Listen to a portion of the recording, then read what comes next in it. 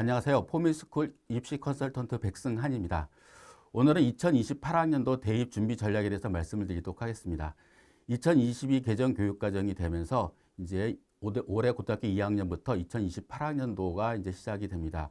얼마 전이죠. 4월 30일 날 그리고 5월 1일 날 대학들이 각 입시 요강을 발표했습니다. 따라서 거기에 대한 특징들을 살펴보고 여러분들이 어떻게 준비할 것인가에 대한 부분을 살펴보도록 하겠습니다. 먼저 여러분들한테 말씀드릴 것은 크게 네 가지 꼭지가 될 것 같습니다. 첫 번째가 2028학년도 대학 입시의 주요 특징에 관련된 것들을 말씀을 드리도록 하고요. 두 번째는 입시 전형 유형별 주요 특징들, 그리고 2028학년도 주요 대학의 전형 방법에 관련된 내용을 말씀드리고, 마지막으로 여러분들이 남은 2년 동안 어떻게 대입을 준비해야 될 것인가에 관련된 부분들을 나누어서 말씀을 드리도록 하겠습니다. 첫 번째는 2028학년도 대학 입시 주요 특징들입니다. 첫 번째 말씀드릴 내용은 이제 모집 정원의 특징이라고 보시면 될 것 같습니다.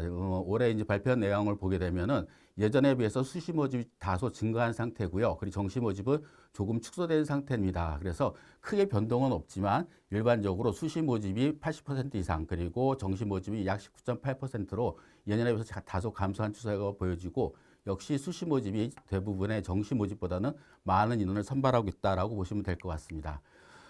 두 번째는 이제 유형별을 살펴보도록 하겠는데요. 보통 여러분들이 대학 입시에 지원할 때는 크게 네 가지로 지원하게 되겠죠. 첫 번째가 학생부 중심 전형에서 학생부 교과 전형, 그리고 학생부 종합 전형, 그리고 논술 전형. 이 세 가지가 수시 모집에서 가장 많이 지원하는 전형이 될 것 같고요. 그리고 나머지 하나는 정시 모집에서의 수능 위주의 전형이라고 보시면 될 것 같습니다. 그래서 표를 잠깐 보시면은요. 학생부 교과 전형이 2028학년도에 45.4%로 가장 많은, 단일 전형으로는 가장 많은 학생을 선발하고 있고요. 두 번째는 학생부 종합 전형이 있습니다. 종합 전형은 24.3%로 작년보다 다소 증가한 상태라고 보시면 될 것 같고, 그리고 논술 위주의 전형은 많지는 않습니다. 약 3.6% 정도로 선발하고 있고, 예년에 비해서 줄어들었다라고 보시면 될 것 같습니다. 그리고 이제 수능 위주의 전형인데 정시 모집이 되겠죠. 정시 모집 같은 경우에는 다소 줄어드는 상태입니다. 그래서 약 6만 2천 명 정도가 이제 올해 2028학년도에 선발하게 되겠고요. 그리고 정시 모집 같은 경우에는 대체적으로 봤을 때에 수시 모집에서 선발하지 못한 인원들이 정시 모집으로 2월 인원이 되기 때문에 지금 현재 약 6만 1,700명 수준보다는 다소 높은 수준으로 학생들을 선발할 가능성이 많이 있다라고 보시면 될 것 같습니다. 전형 유형별 권역별로 한번 살펴보도록 하겠습니다. 첫 번째가 이제 수도권하고 비수도권으로 나눠질 텐데요. 보시는 바와 같이 이제 수도권 같은 경우에는 학생부 교과 전형이 31% 정도가 되겠고요. 그리고 학생부 종합 전형이 45% 정도가 됩니다. 그리고 비수도권을 보게 되면 학생부 교과 전형이 약 68%로 대부분 지방에 있는 비수도권 대학들 같은 경우에는 수시 모집에서 학생부 교과 전형의 비율이 상당히 높다라는 것을 보여지고 있고요. 그리고 학생부 종합 전형 같은 경우는 대체적으로 비수도권 같은 경우에는 22.9%, 약 23%를 선발합니다. 따라서 비교해 봤을 때에 학생부 종합 전형 같은 경우에는 서울 수도권으로 집중돼서 선발을 하고 있고, 그리고 학생부 교과 전형 같은 경우에는 수도권보다는 비수도권 지역에서 훨씬 더 많은 학생들을 선발하고 있다라고 보시면 될 것 같습니다.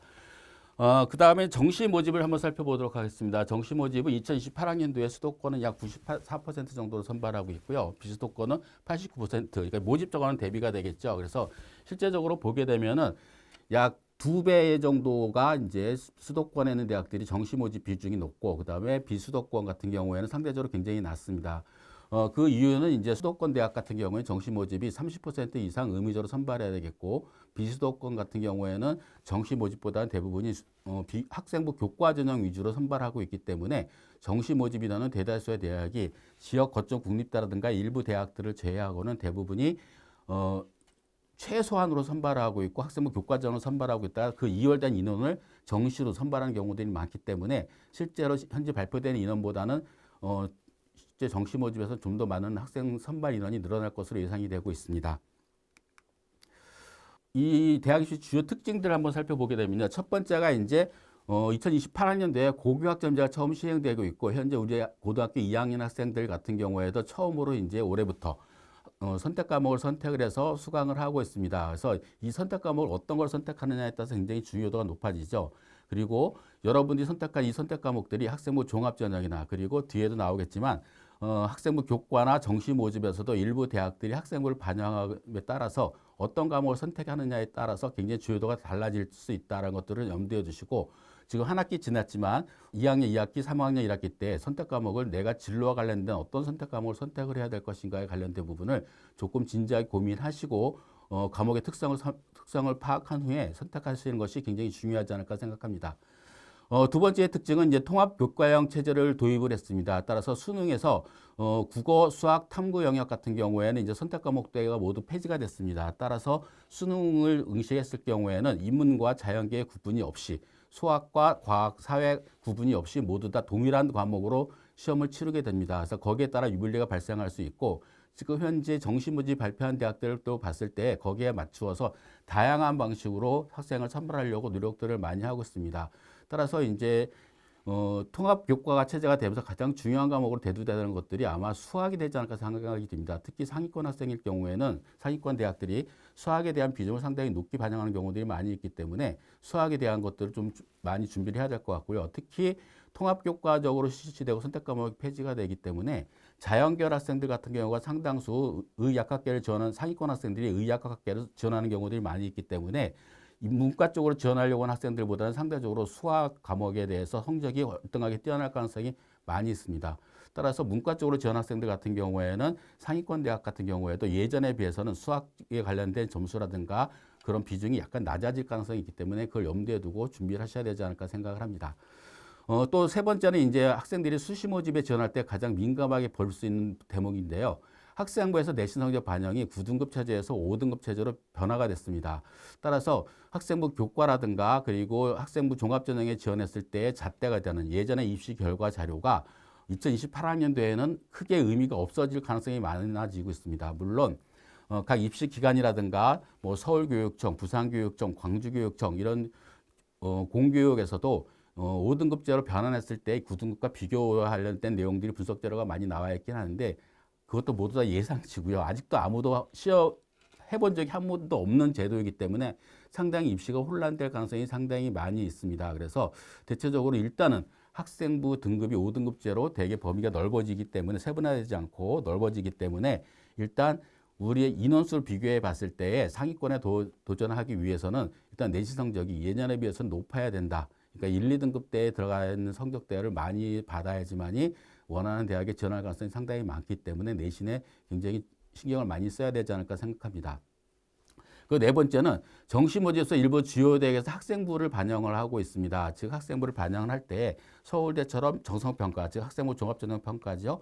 하는 대학도 있고 그리고 학생부를 내신 성적을 반영하는 대학도 있고 출결을 반영하는 대학들도 있고 이렇게 다양하게 반영을 하고 있는데 정시 모집에서도 이제는 상위권 대학을 중심으로 학생부를 반영하고 있는 대학이 점차 증가하고 있기 때문에 수시를 모집하면서도 수시를 준비를 하면서도 정시까지 대비하려면 역시 마찬가지로 내신 성적 관리가 상당히 중요한 부분을 차지한다라고 보여집니다. 다음은 이제 대학 입시 특징 중에서 내신 성적의 변화인데 아까도 말씀드렸죠. 내신 성적이 큰 변화가 있다고 말씀드렸는데 내신 성적이 표기가 되는 성적 평가 도구는 두 가지가 있습니다. 절대평가하고 상대평가 이 두 가지가 있는데 절대평가 같은 경우에는 A, B, C, D, E로 표기가 되겠고요. 그리고 I로 표기되는 것들은 미수 과목입니다. 즉 낙제죠. 그래서 예전 초창기에는 이거를 재수강해서 보충학습을 통해서 이제 다시 수강하도록 했는데 이제 전면 바뀌어서 출결 사항으로 이제 바뀌기 때문에 큰 의미는 없어졌을 것 같고 이 성취도가 이제 절대평가로 되겠고요. 그리고 가장 신경을 많이 쓰는 것들이 등급의 변화입니다. 그래서 등급이 현행 지금 고등학교 3학년은 1등급부터 9등급까지가 되어 있지만 우리 학생들은 1등급부터 5등급인데 표를 잠깐 보시게 되면은 1등급을 한번 볼까요? 1등급이 이제 상위 10%까지, 2등급이 상위 34%까지입니다. 그런데 현재 기준으로 3학년 고등학교 3학년 기준으로 봤을 때는 2등급이 상위 11%까지가 포함이 되는데 2등급이 상위 11%인데 여기가 2028학년도 1등급이 10%죠. 그러니까 결국은 약 2등급에 있는 학생들까지가 대다수가 이제 2등급으로 올라가는 상태가 되겠죠. 그래서 결국은 상위권 대학에 진학하기 위해서는 대부분 학생들이 입시 결과를 보게 되면 예전에 평균 2등급 정도 이내에 든 학생들이 상위권 대학을 많이 진학을 했습니다. 수시 모집에서. 근데 우리 학생들 같은 경우는 이제 상위권 대학을 도전하려면은 1등급이 돼야지 상당히 유리해질 수 있다라고 보여지고요. 2등급도 마찬가지입니다. 2등급 같은 경우에도 34%인데 현재 기준으로 3학년 기준으로 따지면 4등급이 40%까지입니다. 그중에 결국은 4등급의 약 절반 되는 학생들까지도 이제 2등급이랑 같이 포함이 된다고 보시면 될 것 같아요. 그래서 절대적으로 인원수가 굉장히 많이 늘어나죠. 그래서 결국은 서울 소재에 있는 대학까지, 서울 소재 좀 중위권에 있는 대학까지 진학하려면 내 성적 기준을 따졌을 때 학생부 교과 전형으로 따지면 2등급 정도 수준까지, 그리고 학생부 종합 전형으로 따졌을 때는 2등급 초반, 초중반 이내, 그러니까 2.5등급 이내까지 들어야지 학생부 종합 전형으로 지원이 가능한 수준이라고 보시면 될 것 같습니다. 예를 들어서 한번 살펴볼까요? 여기 이 대학 같은 경우에는 이제 2024학년도에 이제 어디가에 합격자를 발표했는데 보시게 되면 이제 여기 위에는 학생부 교과 전형입니다. 교과 전형이 인문계열이 2.3등급 정도 수준이 이제 70% 컷으로 봤을 때 어디가에서 70%를 갔을 때 각 학과의 평균 성적을 봤더니 2.3등급 정도가 됐습니다. 5등급 기준으로 봤을 때는 약 1.5등급 정도. 그리고 자연계 3.1등급 정도 됐던 것들이 5등급 기준에서는 1.9등급 정도. 이 표를 보시면은 알 수 있을 것 같아요. 2.3등급이었죠. 2.3등급이 2009등급제에서 이제 합격했던 학생들이 5등급제로 변환하게 되면 1.5등급 정도 수준까지. 그러니까 전 과목의 평균 등급입니다. 이렇게 바뀌게 되겠고요. 그리고 3.2등급 정도가 이제 자연계열 쪽이었는데 3.2등급은 약 1.9등급 정도, 그리고 3.8등급은 학생부 종합전형일 때입니다. 학생부 종합전형일 때를 비교해 보니까 2.2등급 정도 수준까지. 그러니까 결국은 여기 지금 말씀드린 대학이 예를 들어서 말씀드리면 서울에 있는 대학들 중에서 학생들이 생각할 때 거의 마지막 수준에 있는 대학이라고 생각하는 대학이라고 보시면 될 것 같습니다. 이제 그런 대학들이 이 정도 수준이라면은 대체적으로 지금 여기 말씀드린 대학 수준이 지역 거점 국립대학교로 갔을 때는 학생들한테 인기 있는 학과들 정도 수준이 여기 같이 겹치게 됩니다. 그래서 결국은 지역 거점 국립대와 서울 소재 대학에 인서울을 하기 위해서는 최소한의 성적이 2등급 초반대까지는 가 있어야지 학생부 종합전형으로 도전해 볼 수 있는 수준이라고 보시면 될 것 같습니다. 물론 지금 이 기준은 이제 UAE에서 나왔던 자료를 제가 분포를 다시 한번 내본 건데요. 거기에 따라 달라질 수가 있기 때문에 조금 다 차이는 있을 수 있겠지만 대체적으로 봤을 때 대부분 입시 전문가들이 얘기하는 것들은 서울 소재에 있는 대학들이라든가 지역 거점 국립대 정도 수준까지는 2.5등급 이내에 들어야지 지원이 가능하다라고 얘기를 많이 하고 있고요. 그리고 여기 보시게 되면은 인원수가 나와 있죠. 그리고 대체적으로 봤을 때에 요게 좀 범위가 좀 넓어질 수는 있습니다. 넓어질 수 있는데 대체적으로 상위권 대학들 같은 경우에는 보통 1.1등급에서 2.2등급 요 정도 수준까지가 되지 않을까 생각이 들고요. 그리고 대부분이 대학이 여기가 1.3등급이나 1.4등급 정도가 상위권 대학들, 그리고 요 밑에가 이제 서울 소재에 있는 인서울 대학들인데 다 뭉쳐져 있어요. 뭉쳐져 있기 때문에 여러분의 성적, 내신 성적이 2등급 수준까지는 어떻게든지 가야지 되는데 이 범위를 벗어날 경우 요 범위를 벗어나서 만약에 2.5등급 이상 이 정도 밑으로 내려간다 했을 경우에는 대체적으로 지역 거점대에 지원하기도 굉장히 어려운 수준으로 갑니다. 즉 그럴 경우에는 지방에 있는 사립대 정도 수준까지 될 수가 있기 때문에 여러분들이 그 점을 감안하시고 최대한 내신 성적을 올릴 수 있도록 준비를 하시는 것들이 필요하지 않을까 생각을 합니다. 그다음에 또 하나 이제 특징 중에 하나가 이제 지역의사 선발입니다. 서울 소재에 있는 학생들 같은 경우에는 여기 해당되지 않겠지만 지방에 있는 학생들, 경기부터 이제 지방에 있는 학생들 모두 포함이 되는데 올해부터 시행이 됩니다. 그래서 올해는 490명, 그 다음에 내년에 여러분들은 613명을 선발하게 되었습니다. 그래서 전체적으로 613명대로 수급되게 있고요. 그리고 이제 뭐 동영상을 듣는 친구들 같은 경우 지역에 사는 친구들 상당히 많은 것으로 예상이 되는데 전체 선발 인원은 10% 정도 선발하고 있고 지원 자격은 권역별로 나누게 되어 있습니다. 경기권, 그 다음에 강원권, 충청권 이런 식으로 나눠져 있기 때문에 그 지역에 있는 대학들을 지역에 있는 중고등학교를 졸업한 학생들만 있다라고 보시면 될 것 같습니다. 그리고 복무 기간은 10년입니다. 그리고 이 가로처에 있는 내과, 신경과, 외과, 신경외과 이런 과들 필수 학과들 같은 경우에는 인턴이나 전문의 수련 과정까지도 10년에 포함이 되지만 그 외 다른 학과들 같은 경우에는 절반만 인정이 된다라고 보시면 될 것 같습니다. 이렇게 해서 지역의사 선발이 올해부터 생기는 특징이라 보시면 될 것 같고요. 그리고 대체적으로 성적대로 보게 되면은 일반 전형에서 지원할 수 있는 의예과 성적보다는 좀 다소 낮을 것으로 예상을 많이 하고 있습니다. 그래서 뭐 2등급 이내에는 들어야 되겠지만 1등급 최상위권까지는 아니더라도 뭐 1.3등급에서 1.4등급 정도 수준까지도 잘만 준비하게 되면은 선발이 가능하다라고 보시면 될 것 같고 대다수의 전형이 수시 모집에서 선발하고 있고 나머지 대학들은 나머지는 정시 모집은 수시에서 2월 되는 인원만 이제 최소한으로 선발하고 있다. 그래서 지역의사제 같은 경우에도 이제 수시 모집과 관련돼서 여러분들이 미리 준비를 하시는 것들이 필요하지 않을까 생각이 듭니다. 다음은 이제 대학 입시 전형별 주요 특징입니다. 전체 모든 대학들 설명드리기 좀 어려울 것 같고요. 이제 서울 소재에 있는 대학들 중에서 성적센들을 제가 임의로 좀 나눠봤습니다. 그래서 그 대학들이 학생부 교과 전형, 그다음에 종합 전형, 그다음에 논술 전형, 그리고 여기 정시 모집을 어떻게 선발하고 있는지를 대략적으로 살펴보고 여러분들이 거기에 맞춰서 준비를 하시면 되지 않을까 생각이 듭니다.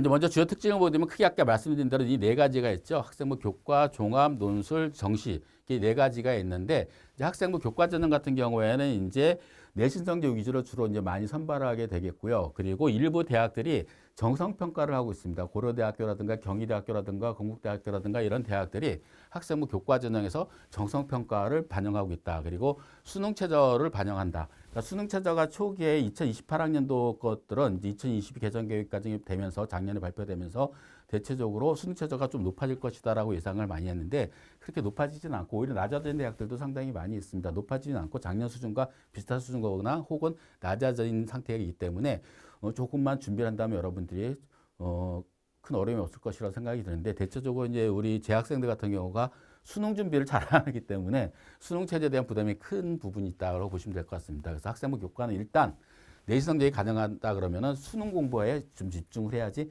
가능성이 높아진다라고 보시면 될 것 같고요. 그다음에 학생부 종합전형 같은 경우에는 지금 현재 뽑는 선발 방식은 지금과 거의 동일하게 발생을 하고 있습니다. 특히 2022 개정 교육과정 자체가 학생부 종합전형을 염두에 둔 교육과정이기 때문에 학생을 선발하는 것도 예년과 동일한 상태로 반영을 하고 있다라고 보시면 될 것 같고, 그다음에 논술 전형 같은 경우에는 대체적으로 교과와 관련된 내용을 이제 많이 보게 되겠고요. 크게 이제 두 가지로 나눠집니다. 일반 서술형 논술하고 그다음에 양논술 있는데 양논술 같은 경우에는 이제 뭐 작년에 처음 실시한 국민대학교, 가천대학교 그리고 한국기술교대라든가 일부 대학들이 이제 논술 전형에서 양논술 실시하고 있고 나머지 서울 소재 예전부터 전통적으로 실시했던 대학들 같은 경우에는 서술형 논술을 그대로 시행하고 있다라고 보시면 될 것 같습니다. 그리고 이제 일부 대학에서는 수능 체제를 반영하고 있습니다. 그래서 수능에 대한 준비가 있어야 되겠고요.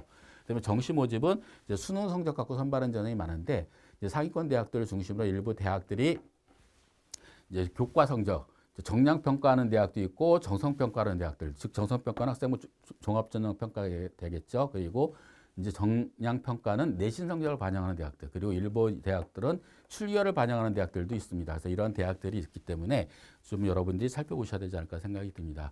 그래서 그 내용을 정리해 놓은 것들이 학생부 교과, 종합, 논술, 정시 이렇게 따로 설명해 놨으니까 여러분들이 하나씩 좀 살펴보면은 좀 좋지 않을까 생각이 듭니다. 이제 대학별로 이제 살펴볼 텐데요. 이제 각 대학들의 수시 정시의 선발 인원부터 한번 살펴보도록 하겠습니다. 이제 서울대학 같은 경우에는 정시 모집이 30% 정도로 이제 40% 정도 됐던 것들 10%를 넘겨서 수시 모집으로 선발하고 있습니다. 이게 어떤 의미가 있냐면은 서울 소재에 있는 대학은 이제 정시 모집이 30% 이상 선발하고 학생부 교과는 10% 이상 선발하라가 교육부 지침입니다.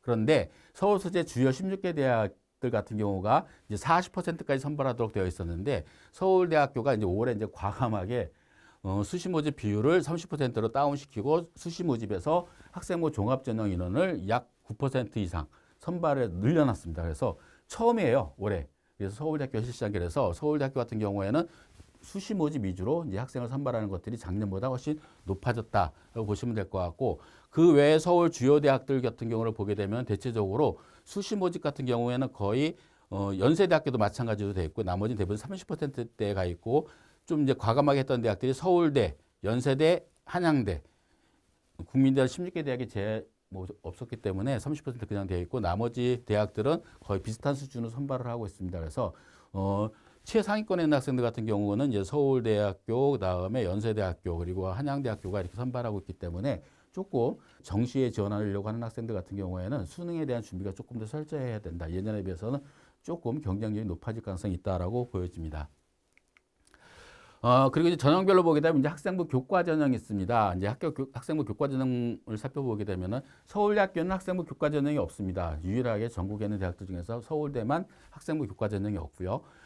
고려대학교 같은 경우는 학교 추천 전형이 있는데 이제 마찬가지로 672명을 선발하고 있는데 서류가 20%죠. 서류는 학생부 종합전형 평가입니다. 그리고 올해 처음으로 수능 최저를 폐지를 했습니다. 의과대학을 제외하고는 수능 최저를 폐지했기 때문에 내신 성적이 예년에 비해서 상당히 높아질 가능성이 많이 있다라고 예상을 해볼 수가 있습니다. 그다음에 연세대학교 같은 경우에 추천 전형이 있는데 약 540명 정도를 선발하고 있는데 다단계로 선발하고 있습니다. 1단계는 내신 성적으로 자르고 그다음에 2단계에서는 교과 성적과 여기 역시 서류평가, 학생부 종합전형 평가가 들어가게 되겠죠. 그리고 수능 최저학력기준을 적용하는데 수능 최저학력이 높지는 않습니다. 2합 4 정도인데 국어하고 수학 중 하나를 포함해야 된다. 인문은 자연계는 수학을 포함해야 된다. 이 부분이 단서 조항이 있기 때문에 조금 까다롭긴 하지만 연세대학교 수준에 비해서 다른 대학에 비해서는 조금 수능 최저학력 기준이 낮은 편이다라고 보시면 될 것 같고요. 서강대 같은 경우에는 이제 좀 변경이 됐는데 세 개 영역 각각 3등급. 그러니까 3등급이 3개만 있으면 된다는 얘기죠. 그래서 탕구는 한 과목 반영하고 있고 그래서 예년에 비해서는 조금 낮아진 상태라고 보시면 될 것 같습니다. 그 성균관대학교 같은 경우에는 3합 7위로 좀 작년하고 거의 유사한 상태로 가고 있겠고 서강대보다는 조금 높은 수능 최저학력 기준을 요구하고 있습니다. 그리고 이제 교과 성적 100%를 반영하는 게 특징이다. 내신 성적 위주로만 선발한다라고 보시면 될 것 같습니다. 그다음에 한양대학교 같은 경우에는 좀 아주 과감하게 바꿨습니다. 학생부 교과 전형인데도 불구하고 교과가 최소화 60% 선발하고 60%를 반영하고 학생부 종합전형 평가가 40%로 제가 봤을 때는 내신 수능 최저를 반영하는 문의만 학생부 교과 전형이 될 가능성이 많습니다. 즉 학생부 종합전형 위주로 선발 가능성이 상당히 많다. 그리고 수능 최저학력 기준은 수학을 포함을 해서 각 3등급, 그러니까 3등급이 3개가 있어야 된다라고 보시면 될 것 같습니다. 경희대학교 같은 경우는 예전부터 전통적으로 종합전형 평가를 해왔었죠. 그래서 30%, 그다음에 교과가 70% 정도 반영하고 있고, 그리고 수능 최저학력 기준은 2하보, 그 예년과 동일한 방식대로 그대로 선발하고 있다. 그다음에 중앙대학교 같은 경우는 지역균형 선발로 이제 학생부 100을 반영하고 있고요. 교과 90, 출결 10을 반영을 하고 있습니다. 그다음에 수능 최저학력 기준 또 3합 7, 예전과 비슷한 수준으로 선발하고 있고요. 그리고 다빈치 캠퍼스, 즉 이제 안성 캠퍼스 같은 경우에는 학생부 교과 전형인데 이제 최저학력 기준은 반영하지 않고 있습니다. 그다음에 이제 건국대학교를 살펴보게 되면 건국대학교도 이제 정성 평가를 이제 30% 반영하고 있고요. 수능 최저학력 기준도 3합 8 정도 조금 높아졌죠. 그다음에 국민대학교 같은 경우는 교과 100 그리고 두 가지로 나눠집니다. 교과 우수자 원과 교과 우수자 2. 요거 이제 자율전공입니다. 그다음에 광운대학교 같은 경우에도 학생부 100, 2합 6 정도 예년과 비슷한 상태로 학생부 교과전형을 뽑고 있다라고 보시면 될 것 같습니다. 그다음에 이제 학생부 종합전형인데 학생부 종합전형의 전반적으로 특징을 보게 되면은 굉장히 다양한 방식으로 예전에는 서류만 심사하는 대학은 서류평가 100으로 뽑는 대학이 있고 그다음 면접을 반영해서 면접 전형으로 뽑는 대학이 있는데 최근의 추세는 서류도 뽑고 면접도 뽑고 이제 나눠서 뽑는 경우가 많습니다. 그래서 학생들이 선택할 경우에는 면접이 조금 힘든 학생 같은 경우는 서류를 지원할 수 있기 때문에 선택할 수 있는 폭이 넓어지긴 했지만 문제는 뭐냐면은 학생부 종합전형의 인원수가 쪼개짐으로 인해서 이제 학과별로 모집 정원이 예전보다는 줄어든 그런 상태라고 보시겠습니다. 좀 장단점이 있죠. 서울대 같은 경우는 지역균형과 일반 전형은 그대로 예전과 동일한 방식으로 선발하고 있는데 지역균형에서 특징이 이제 수능 최저학력 기준을 반영하지 않고 있다. 그러니까 형식적으로 반영했던 것들을 이제 완전히 폐지했다라고 보시면 될 것 같습니다. 고려대학교 같은 경우는 크게 이제 세 가지가 있는데 학업수자, 계열적합, 과학인재 이렇게 세 가지 전형으로 나눠져 있는데 학업수자 전형 같은 경우에는 수능 최저학력 기준이 있고 예전하고 동일한 방식입니다.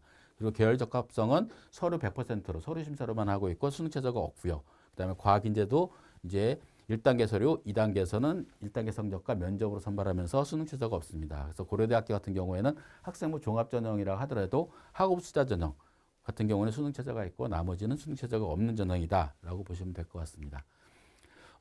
연세대 같은 경우에는 이제 좀 나눠졌죠. 종합인재, 탕구형, 이거는 국제는 국제 캠퍼스죠. 이렇게 나눠져 있는데 일단 종합인재를 보게 되면은 수능 최저학력 기준은 예전과 같이 그대로 반영을 하고 있고 1단계 서류, 2단계에서는 1단계에서 70과 면접 30으로 상당 한 1000명 정도를 굉장히 많은 학생들을 학생부 종합전형 선발하고 있고 탐구형 인재 같은 경우에는 이제 서류 100, 그다음에 2단계에서 1단계 60, 면접 40, 면접이 좀 강화된 그리고 최저 기준이 없는 탐구형과 국제형은 이렇게 선발하고 있다라고 보시면 될 것 같습니다. 그래서 탐구형 같은 경우 신선한 걸 보니까 아무래도 자사고나 특목고에 관련된 학생들이 상당히 많이 지원할 가능성이 있다라고 보여집니다. 서강대 같은 경우도 이제 또 나눠졌죠. 서강대 같은 경우에는 똑같이 일반 진영 1, 일반 진영 2가 있는데 둘 다 서류 100입니다. 그래서 면접 전형은 없는데 문제는 뭐냐면은 한 개의 전형은 수능 최저가 없고 그다음에 일반 전형 2에서는 74명 선발한 전형은 수능 최저가 있다라고 보시면 될 것 같고요. 그리고 이제 과학 인재 전형에서는 서류 100 그다음에 1단계에서 2단계에서 1단계 70, 면접 30 그리고 수능 최저가 없는 전형 이렇게 해서 학생들을 선발하고 있습니다. 그리고 이제 성균관대가 굉장히 이제 많이 바뀌었죠. 융합인재 전형 서류 100으로 최저가 있는 전형 그리고 탐구인재가 568명인데 최저가 없는 전형으로 이렇게 나눠져 있고요. 그다음에 성균인재 전형 같은 경우에는 이런 식으로 뽑는데 수능 최저를 반영하지 않고 있다. 그래서 융합인재 전형 같은 경우는 아무래도 수능이 자신 있는 학생들을 주로 많이 지원할 수 있을 것 같고요. 나머지는 일반 학생들이 지원할 수 있는 전형이라고 보시면 될 것 같습니다. 그래서 예년하고 크게 달라진 건 없다라고 보시면 될 것 같고 이제 과학인재 전형 같은 것도 계속 실시했던 전형이죠. 그래서 이거는 이제 수능 최저는 없이 1단계 서류 100, 2단계에서는 이제 1단계 성적 70과 면접 30으로 선발하고 있습니다. 즉 이제 굉장히 이제 다양하게 최근에는 이제 학생부 종합 전형도 다양한 방식으로 선발하고 있습니다. 근데 이제 한양대 같은 경우는 이제 한 개 전형으로 이제 통합을 했는데요. 이제 810명 선발하는데 서류 100으로만 선발하고 있습니다. 그래서 수능 최저를 이제 만들어 놨죠. 수능 최저가 국수, 영사, 과. 그러니까 이게 다 따로 떨어집니다. 사탐하고 과탐도 따로따로 해서 총 3개 영역에 합이 7, 그리고 수학을 포함해서 이렇게 선발을 하고 있습니다. 경희대 같은 경우에는 이제 올해부터 나눈 게 2028학년도부터 면접형과 서류형으로 나눠서 선발하고 있고요. 서류형 같은 경우에는 대체적으로 또 여기도 마찬가지로 수능 최저학력 기준을 반영하는 전형을 신설했던 것들이 특징이라고 보시면 될 것 같습니다. 중앙대학교 같은 경우는 올해 굉장히 많은 변화가 있었죠. 학종에서 탐구하는 학종, 모두의 학종 이렇게 나눠서 요거는 이제 탐구력, 이제 서류, 이제 면접, 서류에 관련된 것들이 좀 뛰어난 학생들이 이제 하는 전형이고 모두의 학종은 일반 전형에 했던 예전에 있는 전형이라고 보시면 될 것 같습니다. 그래서 이런 식으로 반영을 하고 있다. 그 다음에 최종이 있는 학종 또 하나 나눴죠. 그래서 수능 최저가 있는 서류 100으로 하지만 수능 최저가 있는 전형이 또 하나 나타나고 있다라고 보시면 될 것 같고, 그러니까 중앙대 같은 경우나 성균관대학 같은 경우 굉장히 좀 대폭적으로 2028학년도에 학생부 종합 전형에 대해서 많은 변화가 있는 대학이다라고 보시면 될 것 같습니다. 그 외의 대학들, 건국대학교, 국민대학교, 광운대학교 같은 경우에는 예전에 선발하는 방식들 그대로 선발 방식을 유지하고 있다라고 보시면 될 것 같습니다. 따라서 이제 우리 학생들이 학생부 종합 전형을 준비할 때에는 내신 성적에 대한 부분도 중요하지만 일단 선택 과목도 있어야 되겠고, 그리고 각 대학 상위권에 있는 학생들 같은 경우 상위권에 있는 대학들이 뭐 수능 최저가 있는 전형도 만들어 놓고 했기 때문에 수능에 대한 부분을 좀 신경을 써서 준비를 해야지만이 대학의 학생부 종합 전형의 상위권 대학에 지원할 때에 조금 폭넓게 그다음에 선택지가 많아지는 그런 상태가 되는 것이 되지 않을까 생각합니다. 그래서 수능 준비하는 것도 좀 필요한 전략이 되지 않을까 생각합니다. 그래서 최근에 이제 이 종합적으로 보게 되면 학생부 교과전형도 수능 최저가 있죠. 학생부 종합전형도 상위권 대학들 일부 대학들이 수능 최저가 있는 전형을 만들어놨기 때문에 이제 학생부 종합전형에서도 수능이 조금 이제 점차 상위권 학생을 중심으로 필요해지는 그런 상태가 되지 않았을까 생각을 합니다. 그다음에 논술 전형했는데 논술 전형 같은 경우는 대체적으로 서울에 소재있는 대학들 그대로 유지가 됐고 지방에 있는 대학들이 조금 줄어들긴 했습니다. 그래서 논술은 대부분이 이제 뭐 고려대, 연세대, 성균관대, 상위권 대학들 같은 경우 대부분 논술 100으로만 선발하고 있고, 그리고 서강대학교만 논술에서 교과 성적 10%하고 출결 성적 10%를 반영하고 있고요. 수능 최저도 예년과 비슷한 수준으로 가고 있다라고 보시면 될 것 같습니다. 한양대 같은 경우에도 이제 예전에 뭐 논술 90, 학생부 10% 학생부 출결입니다. 그래서 결국은 논술 100%나 다름이 없다 보시면 될 것 같고요. 근데 경희대학교 같은 경우도 논술 100%, 그다음에 중앙대학교는 근데 또 변화가 또 심하죠. 이제 모두의 논술이라 그래서 이거는 재학생과 N수생이 지원할 수 있는 전형이고요. 그다음에 재학생 논술은 N수생은 지원할 수가 없고 재학생만 지원할 수 있는 논술 전형을 신설을 했습니다. 그리고 수능 최저학력 기준도 반영하지 않고 있고요. 그러니까 즉 이제 재학생들한테 상당히 유리하게 작용을 하고 있다. 그래서 모두의 논술 같은 경우에는 재수생도 재학생도 지원할 수 있는 전형입니다. 그게 좀 달라진 것이라고 보시면 될 것 같고요. 그다음에 건국대학교는 뭐 동일하게 선발합니다. 논술 100%, 국민대학교도 논술 100%. 국민대학교는 이제 작년부터 양논술을 시작을 했죠. 그다음에 광운대학교는 논술 80, 학생부 20을 해서 반영하고 있고, 광운대학교의 특징은 수능 최저가 없습니다. 뽑는 인원이 좀 적긴 하지만 수능 최저가 없어서 다른 대학에 비해서는 약간 부담이 적은 대학이다라고 보시면 될 것 같습니다. 이제 마지막으로 정시 모집이 있습니다. 정시 모집이 제일 복잡해졌습니다. 이전에는 굉장히 단순했는데 선발 방식이 굉장히 대학마다 좀 다르게 선발하고 있습니다. 이제 서울대학교도 많이 바뀌었는데요. 서울대학교 같은 경우에 이제 뭐 일단 수능 1단계에서 수능 100%, 그다음에 2단계에서는 수능 60, 교과 영역 40, 학생부 종합 전형이죠. 그리고 반영 방법을 보게 되면은 방식은 동일합니다. 국어 33.3%, 수학 40, 뭐 탐구만 인문이냐 자연이냐에 따라서 약간씩 인문은 통합사회 쪽에 좀 비중이 높고 자연계열 같은 경우에는 통합과학의 비중이 높은 것이 특징이라고 보시면 될 것 같습니다. 그다음에 수의학과, 의학과 같은 경우에는 마찬가지고요. 그다음에 고려대학교 같은 경우에는 이제 인문제한 수능 100%, 그리고 방식도 동일합니다. 국어 35.7, 수학 35.7, 자연계는 국어가 31.25, 수학이 37.5 이런 식으로 이제 반영하고 있고, 고려대학교 같은 경우에는 자연계열은 수학하고 탐구의 비중이 상당히 높다. 그리고 인문계 같은 경우에는 국어와 수학 비중이 동일하기 때문에 수학에 대한 부분이 상당히 높다라고 보시면 될 것 같습니다. 그 다음에 교과 우수 전형이 또 하나 있는데 가군에서요. 이제 이거는 이제 교과 성적이 들어가는 전형입니다. 교과 들어가는데 학생부 선발 방식은 동일합니다. 그리고 수능 반영 영역 비율은 똑같다. 그다음에 연세대학교 같은 경우에는 이제 작년부터 선발을 할 때 유형 1, 유형 2 모집 단위로 좀 나눠놨었죠. 그래서 이 나누는 것들로 하게 되는데 유형 1에 속한 모집 단위는 국어의 비중이 높고, 유형 2는 수학의 비중이 높고, 유형 3은 국어와 수학 비중이 뭐 비슷한, 국어 비중이 약간 높긴 하겠지만 비슷한 전형으로 비슷한 방식으로 학생을 선발하고 있는 것이 특징이라고 보시면 될 것 같습니다. 즉 이렇게 다양한 방식으로 선발할 경우에 이제 학생들한테 유형이 틀리고 모집 단위가 틀릴 경우에는 이제 문제되는 것들이 내 성적대가 어느 쪽에 더 유리한지 파악을 해야 되는데, 여러분들이 수능을 준비할 때는 일단 여러분이 국어나 수학이 가장 중요한 과목이 되는데 비중이 높으니까요, 상대적으로. 그럴 경우에 내가 국어를 훨씬 더 잘한다면 국어 과목을 더 열심히 해서 국어 비중이 높은 대학을 찾으면 훨씬 더 유리해질 수가 있습니다. 작년부터 많이 바뀐 것들이거든요. 그렇게 내가 잘하는 영역을 조금 더 잘하면 더 유리해질 수가 있기 때문에 그런 부분에 좀 신경을 써서 준비를 해야 되지 않을까 생각합니다.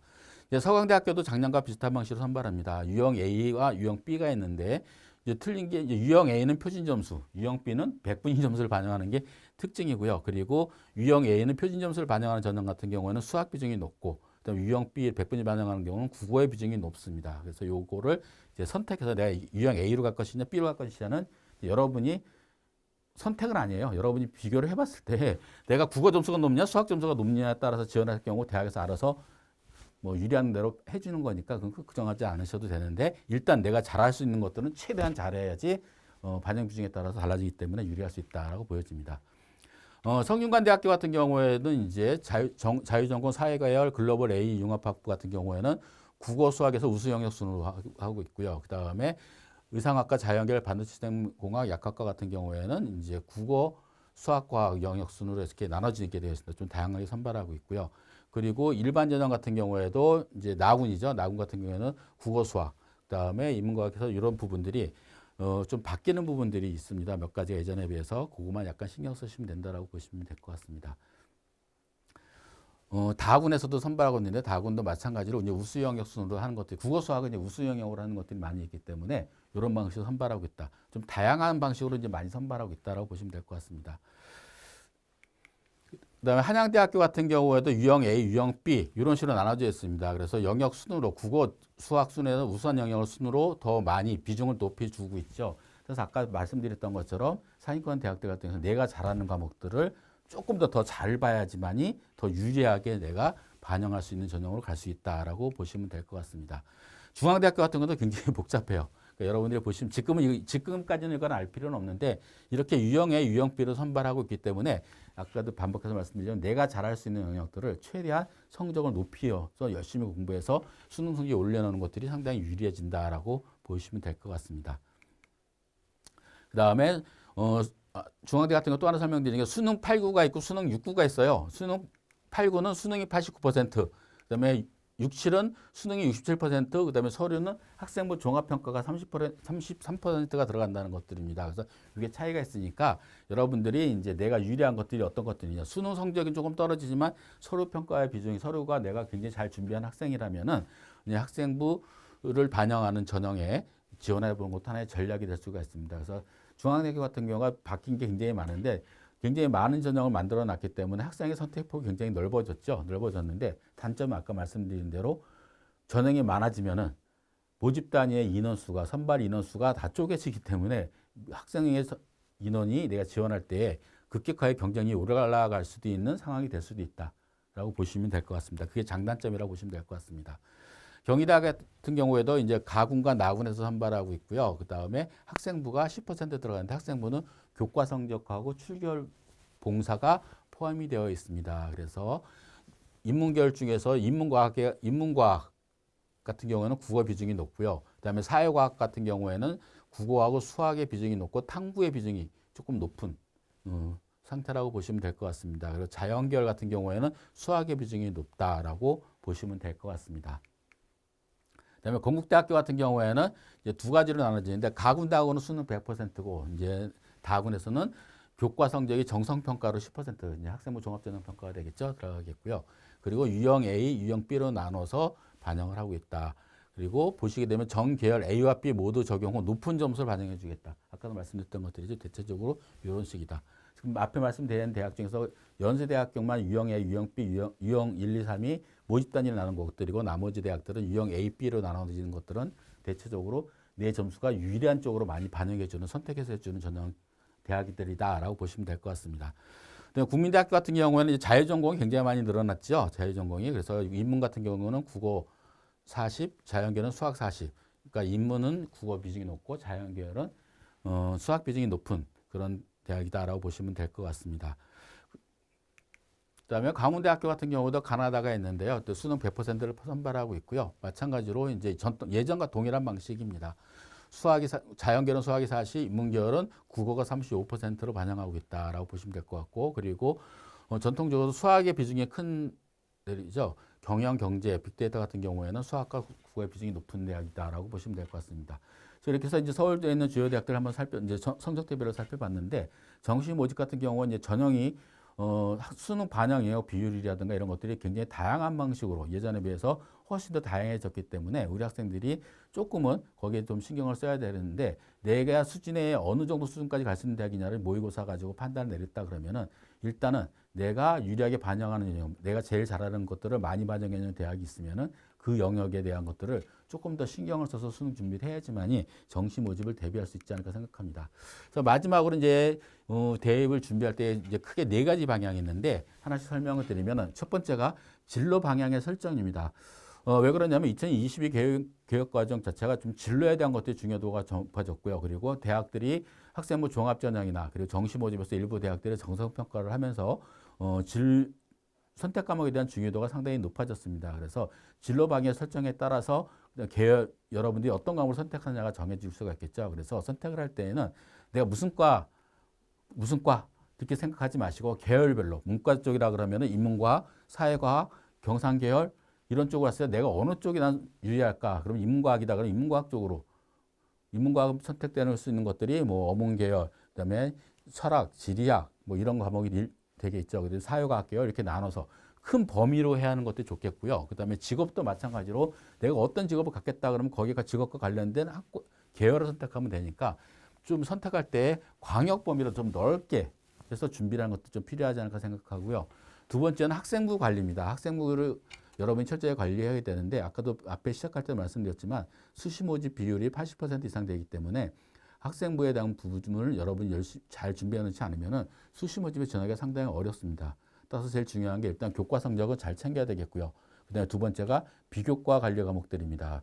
그러니까 세특이라든가 창의적 체험 활동에서 여러분들이 진로와 관련된 경험들 혹은 학업과 관련된 경험들이 충실하게 써질 수 있도록 기록이 될 수 있도록 여러분들이 잘 준비를 해야 되는 것들이 필요하지 않을까 생각이 들고요. 세 번째는 선택 과목에서의 교과 성적. 즉 여러분이 진로 선택 과목이 있고 일반 선택 과목이 있고 융합 선택 과목이 있죠. 이 네 가지 선택 과목에서 이 선택 과목에서 교과 성적. 이 교과 성적이 선택 과목 교과 성적이 중요한 이유는 뭐냐면 학생부 종합전형에 지원했을 때에 진로와 관련된 과목의 성적이 어떻게 되냐도 평가 도구에 들어가기 때문에 거기 반드시 신경을 써야 되겠고 그다음에 선택한 과목들에 대해서 내가 어떻게 잘 준비하고 공부했는지를 기록이 될 수 있도록 여러분이 충실하게 수업 시간 충실하게 참여해주는 세특 관리가 좀 필요하지 않을까 생각이 됩니다. 네 번째는 이제 수능 준비입니다. 수능 준비는 이제 앞에도 보셨다시피 수시 모집에서 학생부 교과 전형에도 수시 모집에 수능 최저가 많이 들어가 대학이 많이 있고요. 그러니까 지역 거점 국립대 이상은 대부분이 학생부 교과에서 수능 최저가 있다고 보시면 됩니다. 그리고 학생부 종합 전형에서도 일부 상위권 대학을 중심으로 수능 최저를 반영하는 전형을 신설을 해놨습니다. 따라서 거기에 대비하기 위해서는 여러분들이 수능을 준비해야 되겠고, 그리고 수시 모집이 안 될 경우 정시까지도 가야 되기 때문에 정시를 대비한다는 의미에서 수능을 준비해야 되겠습니다. 그리고 만약에 수능을 보는데 난 죽었다 깨도 수능 준비하기 쉽지 않다 그러면 일단 수능 최저만 맞출 수 있도록 2개 영역, 4개 영역 정도 수준까지만이라도 미리 사전에 준비를 하시는 것들이 여러분들이 2028학년도에 대학에 지원할 때에 선택의 폭을 넓히는 전략이 되지 않을까 생각합니다. 이렇게 해서 이제 여러분들한테 2028학년도 대학 준비, 대학 입시에 대한 부분을 말씀을 드렸는데, 올해가 첫 해이기 때문에 여러분들이 굉장히 어렵습니다. 남들 해보지 않은 새로운 교육과정 체제, 그리고 수능 체제, 내신성 학생부 체제가 완전히 다 바뀐 상태의 처음이기 때문에 굉장히 어려움을 여러분들이 느낄 수 있으리라 생각이 드는데, 제일 중요한 건 일단 가장 기본이 되는 것은 학생부에 관련된 부분이기 때문에 학생부부터 차근차근 잘 준비를 한다면은 좀 많은 도움이 되지 않을까 생각이 들고요. 그리고 내년에 6월달, 9월달 모의평가가 실시가 되면 수능에 대한 것들도 윤곽이 드러날 수가 있기 때문에 거기에 따라서 차례로 준비하면 되지 않을까 생각합니다. 그래서 지금 상태에서 제일 중요한 거는 학생부 관리가 가장 중요한 부분이기 때문에 거기에 조금 신경을 쓰는 것들이 필요하지 않을까 생각합니다. 그래서 여러분들한테 이제 대학 2028학년도 대학 준비 방법을 말씀을 드렸고요. 아무쪼록 이제 남은 한 2년, 약 2년 정도 시간이 남았는데 이 시간 동안 여러분들이 잘 준비하셔서 보다 여러분들이 원하시는 대학에 합격하시길 바랍니다. 감사합니다.